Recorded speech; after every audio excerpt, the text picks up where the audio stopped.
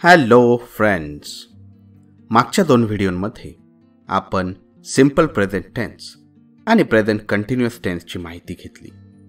या व्हिडिओमध्ये आपण पाहणार आहोत प्रेझेंट परफेक्ट टेन्स. जेव्हा एखादी क्रिया नुकतीच पूर्ण झालेली आहे ती दर्शवण्यासाठी पूर्ण वर्तमान काळाचा वापर करतात.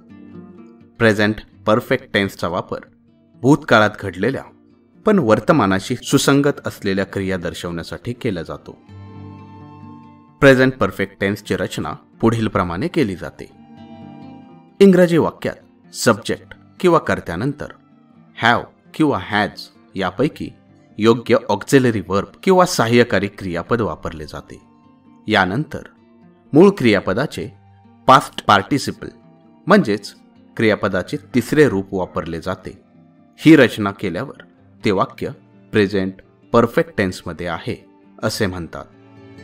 मराठीमध्ये वाक्याच्या शेवटी आहे, आहेत, आहोत अशी क्रियापदे वापरली जातात, ज्यातून एखादी क्रिया नुकतीच पूर्ण झाली आहे हे दर्शवले जाते. आणि क्रियापदाच्या आधी लच्या बाराखडीतील भूतकाळवाचक धातुसाधित वापरले जाते. त्यावेळी ती रचना पूर्ण वर्तमान काळातील मानले जाते. फॉर एक्झाम्पल, माझे जेवण आत्ताच झाले आहे, त्याने अभ्यास नुकताच पूर्ण केला आहे. वरील मराठी वाक्यांमध्ये आहे या क्रियापदापूर्वी लच्या बाराखडीतील झाले किंवा केला ही भूतकाळवाचक धातुसाधिते वापरलेली आहेत. हीच रचना इंग्रजीमध्ये करताना आपण प्रेझेंट परफेक्ट टेन्सचा वापर करतो. पुढे पाहूयात प्रेझेंट परफेक्ट टेन्सची काही examples. I have finished my homework. She has visited Paris. We have eaten dinner already. वरील वाक्यांमधून ती क्रिया पूर्ण झाल्याचे पाहायला मिळते, म्हणून त्याला प्रेझेंट परफेक्ट टेन्स किंवा पूर्ण वर्तमान काळ असे म्हणतात. आता पाहूयात प्रेझेंट परफेक्ट टेन्सचे काही नियम. इंग्रजी वाक्यात सब्जेक्ट किंवा कर्ता म्हणून आय, वी, यू, दे यापैकी एखादे सर्वनाम असेल किंवा एखादे अनेकवचनी नाम असेल तर प्रेझेंट परफेक्ट टेन्समध्ये नेहमी हॅव हे ऑक्झिलरी वर्ब वापरले जाते. काही एक्झाम्पल पुढील प्रमाणे. वाक्यामध्ये कर्ता म्हणून ही, शी, इट यांपैकी एखादा किंवा सिंग्युलर नाउन एकवचनी नाम असेल तर त्या वाक्याचे प्रेझेंट परफेक्ट टेन्समध्ये रूपांतर करताना हॅज हे ऑक्झिलरी वर्ब वापरतात.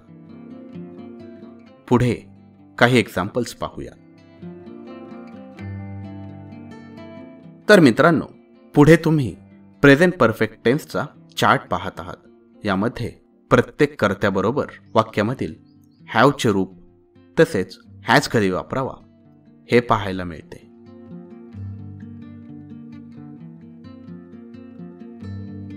Negation of present perfect. सहाय्यकारी क्रियापद आणि मुख्य क्रियापद यांच्यामध्ये नॉट जोडून आपण प्रेझेंट परफेक्ट टेन्सचे नकारार्थी वाक्य बनवू शकतो. For example, he has not completed the task. We have not reach the airport. Interrogative किंवा प्रश्नार्थक वाक्ये. पूर्ण वर्तमान काळामध्ये प्रश्नार्थक वाक्य बनवण्यासाठी हॅव किंवा हॅज ही सहाय्यकारी क्रियापदे सुरुवातीला घेतली जातात. त्यानंतर कर्ता आणि क्रियापदाचे तिसरे रूप वापरले जाते. काही एक्झाम्पल पुढील प्रमाणे. वरील प्रश्नांची उत्तरे केवळ येस किंवा नो या शब्दाने देता येतात. आता काही उदाहरणे पाहूया. What has he written? त्याने काय लिहिले आहे? Why has he written a letter? वरील प्रश्नांची उत्तरे येस किंवा नो या 2 शब्दात देता येत नाहीत. त्याचबरोबर आपल्याला इतरही काही माहिती द्यावी लागते. तर मंडळी, WH क्वेश्चन्स जसे what, when, where, why, how, who, which इत्यादी शब्दांनी सुरू झालेले प्रश्नांची उत्तरे येस किंवा नो यातून देता येत नाहीत. त्याबरोबर आपल्याला इतरही माहिती द्यावी लागते, हे लक्षात ठेवा. आता पाहूयात प्रेझेंट परफेक्ट टेन्सचे काही उपयोग. नुकत्याच पूर्ण झालेल्या क्रिया दर्शवण्यासाठी प्रेझेंट परफेक्ट टेन्सचा वापर केला जातो. For example, I have finished my homework. They have already eaten dinner. Present perfect टेन्सचा वापर भूतकाळातील अनस्पेसिफाईड टाईम किंवा अनिश्चित वेळ दर्शवण्यासाठी केला जातो.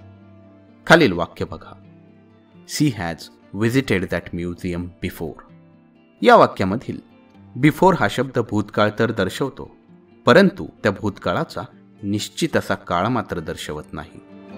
ही रचना दर्शवण्यासाठी आपण पूर्ण वर्तमान काळाचा वापर करतो. He has travelled to several countries. Several या शब्दामध्ये सुद्धा देशांची निश्चित संख्या दिसत नाही. आयुष्यातील आलेले अनुभव सांगण्यासाठी प्रेझेंट परफेक्ट टेन्सचा वापर करतात. For example, I have never tested sushi. Have you ever seen a shooting star. कालानुरूप झालेले बदल दर्शवण्यासाठी पूर्ण वर्तमान काळ वापरला जातो. For example, the climate has changed significantly in recent years. Her English has improved since she started taking classes. नुकत्याच झालेल्या क्रिया दर्शवण्यासाठी प्रेझेंट परफेक्ट टेन्स वापरतात. काही एक्झाम्पल पुढील प्रमाणे. भूतकाळात सुरू झालेल्या आणि वर्तमान काळात सुरू असलेल्या ज्यांबरोबर फॉर आणि सिन्स हे शब्द वापरले जातात. या रचना दर्शवण्यासाठी प्रेझेंट परफेक्ट टेन्सचा वापर केला जातो. For example, I have lived here for 5 years. She has work at company since 2010. Result of past actions दर्शवण्यासाठी आपण प्रेझेंट परफेक्ट टेन्स वापरतो. For example, he has broken his leg and now he can't walk properly. They have sold their old car and now they have a new one. तर friends, हे लक्षात घेणे महत्त्वाचे आहे की जेव्हा क्रियेचा अचूक काळ दर्शवलेला नसतो तेव्हा पूर्ण वर्तमान काळ वापरला जातो. तुम्हाला एखाद्या घटनेचा विशिष्ट वेळेवर जोर द्यायचा असेल त्यावेळी आपण पूर्ण वर्तमान काळाऐवजी साधा भूतकाळ वापरू शकतो. तर मित्रांनो, या व्हिडिओमध्ये आपण प्रेझेंट परफेक्ट टेन्सची माहिती घेतलेली आहे. समरीमध्ये आपण पाहू शकता की आपण प्रेझेंट परफेक्ट टेन्स म्हणजे काय, प्रेझेंट परफेक्ट टेन्सची रचना कशी करतात, प्रेझेंट परफेक्ट टेन्सचं निगेटिव्ह सेंटेन्स कसे बनवतात, त्याचबरोबर प्रश्नार्थक वाक्य कसे बनवतात आणि प्रेझेंट परफेक्ट टेन्सचा वापर कुठे केला जातो हे पाहिले.